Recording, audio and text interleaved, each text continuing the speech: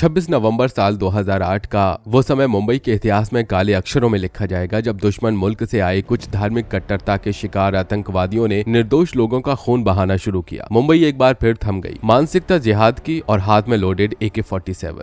Phone पर उनके आका उन्हें ये संदेश दे रहे थे कि किसी को भी जिंदा नहीं छोड़ना है, ना ही किसी पर कोई रहम करना है। अगर कोई टेबल के पीछे भी छुपा हो तो उसके पीछे जाओ और सीधा सिर में गोली मारो। मुंबई के Nariman house, hotel Taj, hotel Oberoi, Churchgate, CMT station जैसी चुनिंदा जगहों पर भीड़ भरे इलाके में लोडेड मशीन गन लेकर ये हत्यारे बेखौफ फायरिंग कर रहे थे। यूं तो इस हमले की कहानी आपने कई बार सुनी होगी, लेकिन आज जिन फैक्ट और एंगल के साथ हम आपके सामने हाजिर हुए हैं, डेफिनेटली आपने इसके पहले इस स्टोरी को इस तरह से नहीं सुना होगा। भारत का most wanted enemy country Pakistan भी भारत के मोस्ट वांटेड दुश्मन हाफिज सईद को अपनी सिक्योरिटी में छुपा कर रखता है और हाफिज सईद का एक संगठन है लश्कर-ए-तैयबा। 26/11 के आतंकवादी हमले में लगभग 164 लोगों को अपनी जान से हाथ धोना पड़ा था और तकरीबन 600 लोग घायल हुए थे।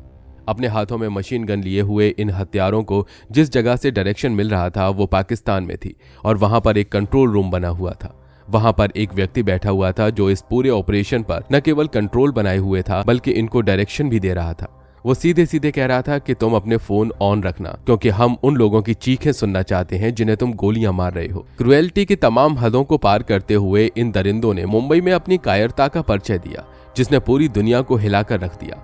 कायरता शब्द का इस्तेमाल हम इसलिए कर रहे हैं क्योंकि हथियार लेकर निर्दोष महिलाओं, बच्चों और व्यक्तियों पर अचानक बिना किसी चेतावनी की गोली चलाने का काम कोई डरपोक आदमी ही कर सकता है।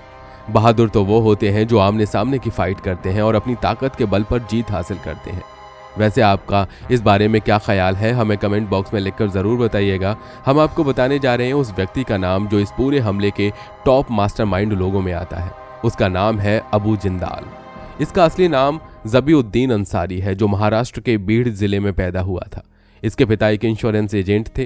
वो मुंबई की लाइफस्टाइल में कुछ इस तरीके से एडजस्ट हो गया था कि जिन आतंकवादियों ने मुंबई में 26/11 का हमला किया उन सभी को इसने ही ट्रेंड किया था। उसने इनको कुछ इस तरीके की ट्रेनिंग दी थी कि ये सभी मुंबई के आम लोगों की तरह ही नजर आते थे।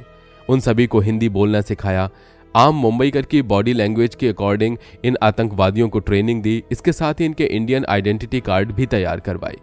अब ये अबू जिंदाल की ही प्लानिंग का पार्ट था कि मुंबई में अटैक करने वाले टेररिस्ट मीडिया में एक नए टेररिस्ट ग्रुप का नाम ले रहे थे, जिसका नाम था डेक्कन मुजाहिदीन। इसके पीछे का रीजन ये था कि अबू जिंदाल नहीं चाहता था कि हमले के पीछे लश्कर-ए-तैयबा का हाथ है, ऐसी बात सामने आई। साल 2002 में जब गुजरात में दंगे हुए थे, उस दौरान भी अबू जिंदाल का आतंक लोगों ने देखा था। इसके बाद 19 फरवरी साल 2006 में अहमदाबाद रेलवे स्टेशन पर जो ब्लास्ट हुआ था उसमें भी इसका ही हाथ था। इस ब्लास्ट में लगभग 25 लोगों को अपनी जान से हाथ धोना पड़ा था। जब अबू जिंदाल को अरेस्ट किया गया तो उसके पास से 4000 राउंड गोलियां बरामद की गई। इसके अलावा 43 किलो RDX और 16 AK-47 राइफल बरामद की गई। जब 26/11 का हमला हुआ उस समय इन आतंकवादियों को कंट्रोल रूम से डायरेक्शन देने वाले का नाम तो आपने जान लिया, लेकिन इसकी टेक्निकल इंटेलिजेंस और तमाम अरेंजमेंट के पीछे किसका हाथ था, डेफिनेटली ये आप जरूर जानना चाहेंगे। लेकिन हमारे नए साथियों ने अगर अब तक चैनल को सब्सक्राइब नहीं किया है तो उसे सब्सक्राइब करके नोटिफिकेशन बेल को जरूर ऑन कर दीजिए, ताकि हमारे आने वाले वीडियो आप बिना किसी रुकावट के देख सकें। कम्युनिकेशन को लेकर जितने भी अरेंजमेंट से उनको सक्सेसफुली पाकिस्तान आर्मी का एक विंग ऑपरेट कर रहा था। पाकिस्तान आर्मी का ये ग्रुप स्पेशली कम्युनिकेशन के सेक्टर में ही एक्सपर्ट था और इस ग्रुप को लीड कर रहा था पाकिस्तानी आर्मी का कर्नल सादतुल्लाह। पाकिस्तान आर्मी के इस कर्नल ने आतंकवादियों को जो नंबर, ईमेल आईडी और इंटरनेट कॉलिंग सर्विसेज प्रोवाइड कराई थी, इसे किसी भी दूसरे नेटवर्क के जरिए न तो हैक किया जा सकता था, न इन्हें ट्रैप किया जा सकता था। इन्वेस्टिगेशन के दौरान ये फैक्ट सामने आया कि इस पूरे इंसिडेंट के पीरियड में आतंकवादियों ने जिस VIP अकाउंट को यूज किया था वो अकाउंट कर्नल सादतुल्लाह के IP एड्रेस के अलावा 10 और डिफरेंट IP एड्रेस के जरिए एक्सेस किया गया था। इतना ही नहीं, मुंबई पुलिस और सेंट्रल एजेंसीज का तो ये भी मानना है कि कर्नल सादतुल्लाह ने इन सभी लोगों को इस हाईटेक कम्युनिकेशन को प्रॉपर एग्जीक्यूट करने और हैंडल करने की ट्रेनिंग भी दी थी। लेकिन इसके बावजूद मुंबई हमले की प्लानिंग में टारगेट का सिलेक्शन एक इम्पॉर्टेंट फैक्टर था।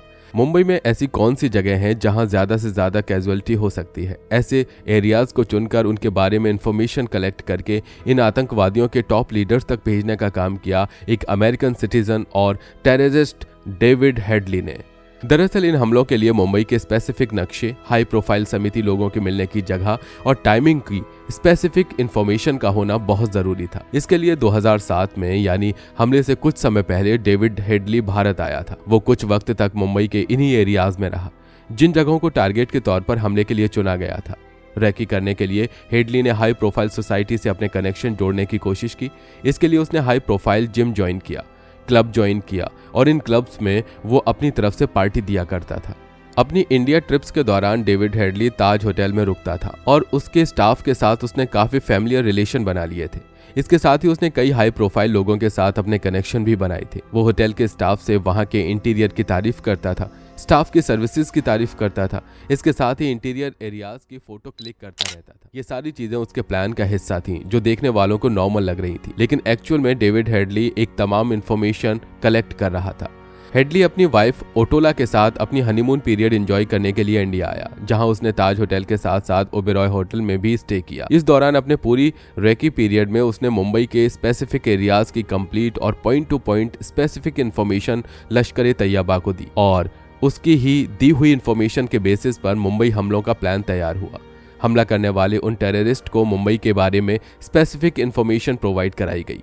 मुंबई हमलों के टॉप मास्टरमाइंड में हम लश्कर तैयबा के चीफ हाफिज सईद का नाम भूल ही नहीं सकते। इंसानियत के इस दुश्मन ने कि भारत में इसके पहले भी इसने आतंकवादी घटनाओं को अंजाम दिया। खासतौर से 13 दिसंबर 2001 में संसद पर हुए हमले के लिए भी यही जिम्मेदार है। इन हमलों में आतंकवादियों ने हमारे कुछ सिक्योरिटी पर्सन को शहीद कर दिया। इसके बाद 11 जुलाई साल 2006 में देश की इकोनॉमिकल कैपिटल मुंबई की लोकल ट्रेनों में सीरियल ब्लास्ट हुआ। इन हमलों में भी हाफिज सईद का ही नाम सामने आया। मुंबई की लोकल ट्रेनों में प्रेशर कुकर बम का इस्तेमाल किया गया। चंद मिनट में ही मुंबई की लोकल ट्रेन में कंटिन्यू 7 ब्लास्ट हुए। इन हमलों में 200 लोगों की जान चली गई और 700 से अधिक लोग बुरी तरह से घायल हो गए। भारत में इतने सारे आतंकवादी हमले कराने के बावजूद पाकिस्तान में हाफिज सईद खुलेआम घूम रहा था। वो 26/11 हमले की प्लानिंग कर रहा था। इसके हौसले इतने बुलंद थे कि साल 2017 में इसने बाकायदा ट्विटर पर यह मैसेज लिखा कि इंडिया कभी भी उसे अपने यहाँ हुए आतंकवादी हमलों के लिए जिम्मेदार प्रूफ नहीं कर पाएगा।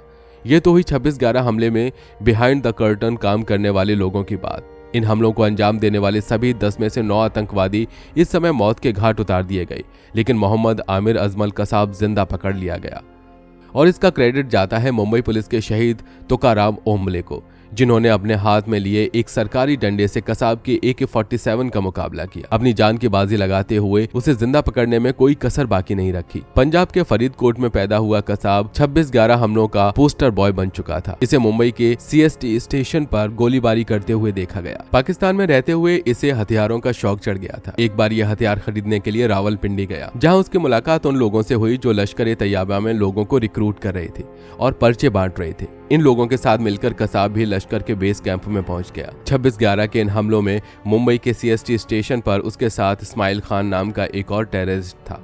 पुलिस ने इन दोनों को गिरगांव चौपाटी पर घेर लिया, जहां इस्माइल खान की मौत हो गई और वो जिंदा पकड़ा गया। इसके बाद इन्वेस्टिगेशन में इसने सभी मास्टरमाइंड का नाम लिया। कसाब के ऊपर केस चला और उसे फांसी की सजा सुनाई गई।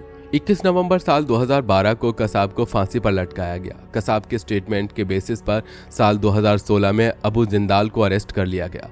उसे उम्र कैद की सजा सुनाई गई। हाफिज सईद को पाकिस्तान में अरेस्ट किया गया और फरवरी साल 2021 में उसे 31 साल की सजा सुनाई गई। डेविड हेडली ने साल 2010 में मुंबई में हुए 26/11 हमलों को लेकर कन्फेशन दिया था और इस समय यह अमेरिका की जेल में 35 साल की सजा काट रहा है, जबकि पाकिस्तान आर्मी के कर्नल सादतुल्लाह को कोई पनिशमेंट नहीं मिली। आपको क्या लगता है 26/11 हमलों के जितने भी विक्टिम्स हैं उन सभी को जस्टिस मिल गया है?